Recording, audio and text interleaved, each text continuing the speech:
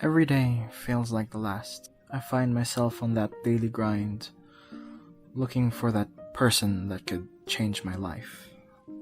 Well, that's what people tell me anyways. It's a lot harder than you think, Waking up every day in a home you don't really recognize. Sometimes it feels like a cold prison cell. But I get up anyways, chasing after fate. I thought I found it once before. Well, more than once before. I guess I was wrong. They leave remnants of the joy that they once brought to your life. But now it's more similar of a daily reminder to tell you what you've lost. I find myself stuck in anticipation, waiting for that next spark of joy. I've seen people I used to call my friends follow their fates and abandon all sense of reasoning to fall for someone that isn't really theirs. I often sit alone thinking if we could ever change fate, if we could ever give up on our destiny. But truth be told, I think about that kind of thing because I sit alone. We meet people in our lives that have some form of value.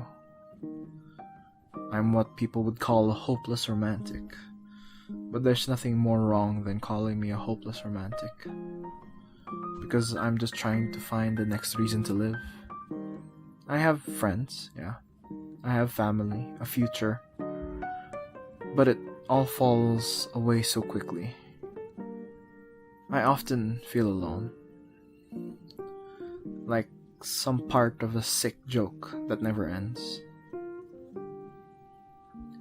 Then there are times where I feel like things might actually get better. Excuse me, sir. Would you like to buy a cookie? No, thank you. I'm not hungry right now. Alright. Have a nice day, sir. Sometimes I think it was just a chance encounter. Like some wicked joke of fate. It often plays this sick kind of game.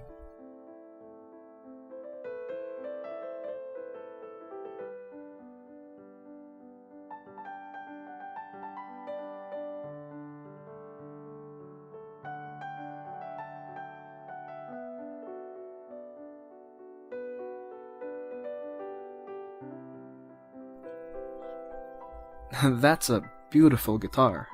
And what about the person playing it? Well, she could use some work. Yeah, right. I'm the most beautiful girl you will ever meet. Whatever you say, stranger. Seeing her made my blood rush again, like it did ages before.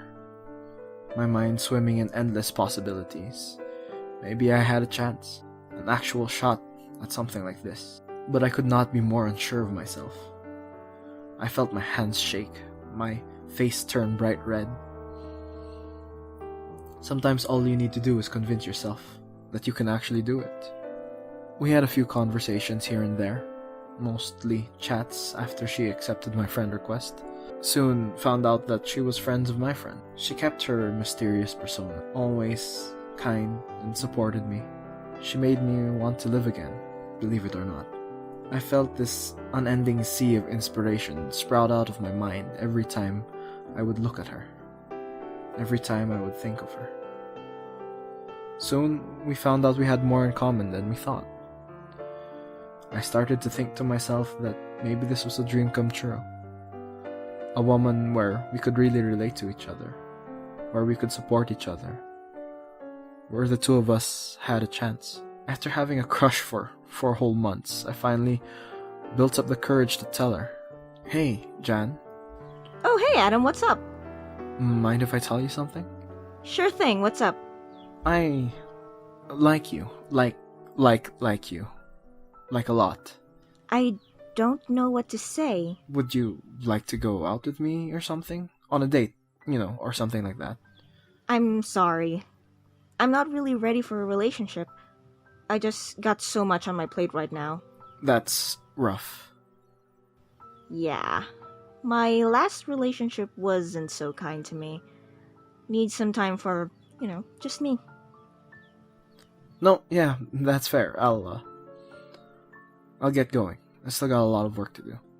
I didn't do any of my work. I crawled into bed and sat there until the sun came up. I mean, I was happy for her. She knew exactly what she wanted and how to get it, and if it meant throwing me to the wayside, then that would be okay. As long as she was happy. But once again, I'm reminded of how fate pulls these cruel pranks on those whom it still controls. I soon lost those friends that I thought would never leave me. They were too focused on shopping to realize I was already breaking down. My grades plummeted. I related less and less to people. The self-harm became more and more frequent. I stopped going to school, and I was attempting suicide nearly every day.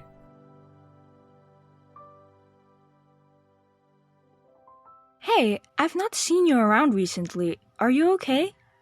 I was dealing with a mental health issue. Did you talk to a specialist about it?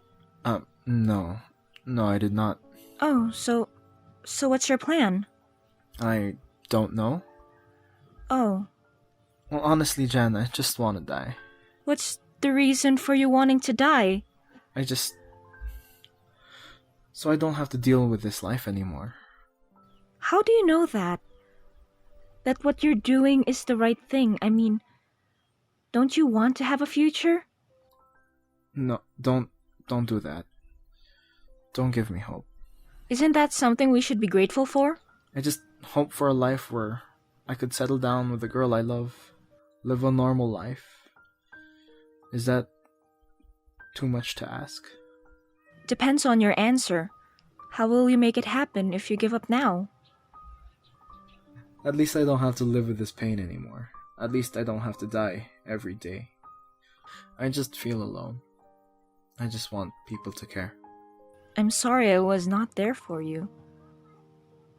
I'm sorry I disappointed you. I just didn't know what you were going through. The conversation stopped there. I felt no real need to carry it any further. My mind had simply given up already, and my hope was buried a long time ago. I went to sleep, and woke up every day feeling like the last, as once again I found myself on a daily grind, but with a new memento of that cruel reminder that once I was happy, that I'd once again fallen in love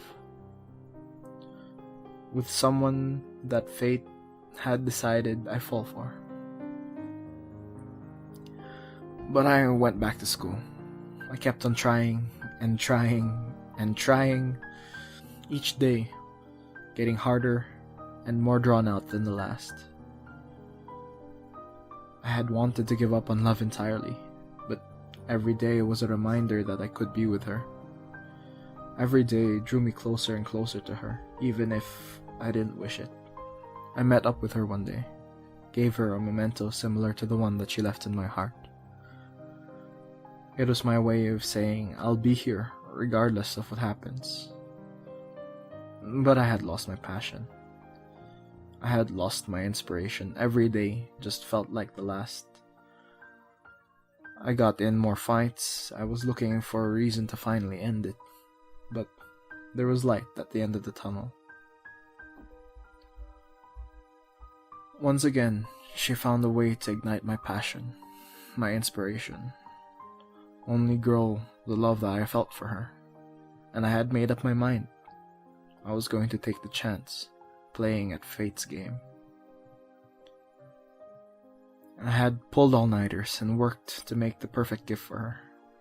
Flowers in hand and somewhat of a shame-filled walk, but I made my way to her. I was ready to show her that I was committed, just to her. The world had no say in what I was going to do. Through difficulties and some mistakes, I was still there for her. I will admit, I made a mistake. Because I stopped talking to her. God, it could not have been more of a mistake. But I was here now, ready to profess my love to a woman of my dreams. But fate has a cruel way of making you think you have hope. Fate has a cruel way of crushing your heart.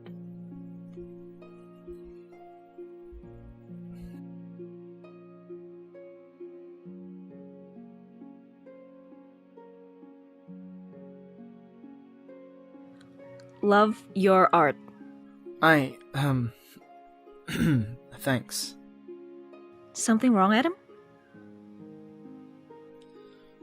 I don't know how to feel anymore, Jan. What do you mean? You inspire me. You set my passion and my heart alight. It's somehow the best and the worst feeling. I dream of a day where we could walk under the moonlight and talk about how this life has treated us and how far we've gotten as well. That's such a wonderful dream of yours. Don't you just want to be happy? What do you mean by that? Where we could sit down after a work day's end, sitting on the porch looking out to the sunset.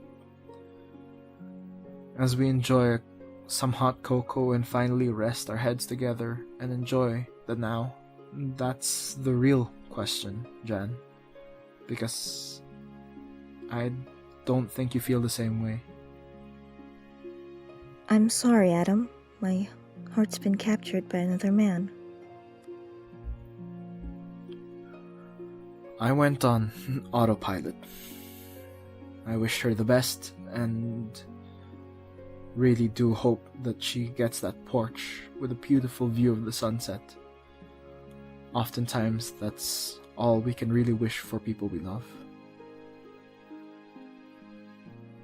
Throughout my life, I've seen people come and go.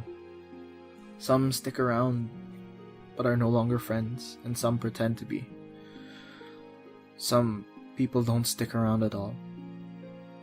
But that means I've never hated them for following what they really wanted, for following what their hearts desired. In some odd way, we're all connected by this thread of fate. I never closed our chat box in hopes that one day you'd message me again.